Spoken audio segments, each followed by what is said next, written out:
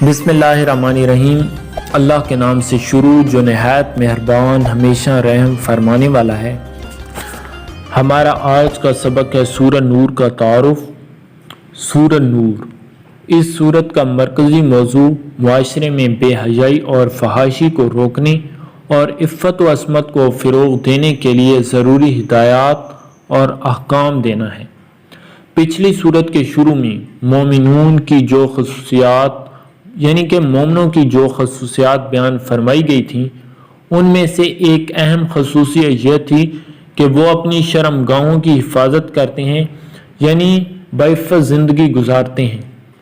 اب اس صورت میں بعفت زندگی گزارنے کے ضروری تقاضے بیان فرمائے گئے ہیں۔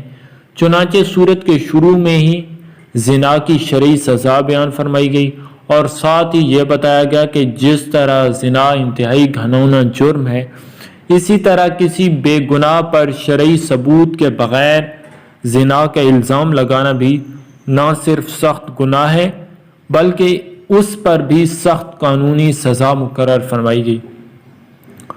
غالب گمان یہ ہے کہ یہ سورت ہجرت کے بعد 6 سال نازل ہوئی۔ اس سال حضرت صلی اللہ علیہ وسلم کو عرب کے ایک قبیلے بنو المستلق کے بارے میں یہ اطلاع ملی تھی کہ وہ آپ پر حملہ کرنے کے لیے ایک لشکر جمع کر رہا ہے۔ آپ نے اس کے حملے سے پہلے ہی پیش قدمی کر کے اس کے عزائم کو خاک میں ملا دیا۔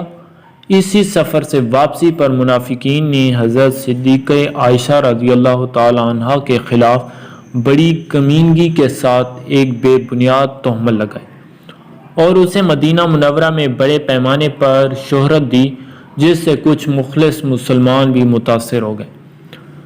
اس سورت کی آیات 11 تا 20 حضرت عائشہ کی برات کا اعلان کرنے کے لیے نازل ہوئیں اور جن لوگوں نے تہمت لگانے کا گھناؤنا جرم کیا تھا ان کو اور معاشرے میں عریانی و فحاشی پھیلانے والوں کو سخت عذاب کی وعیدیں سنائی گئیں۔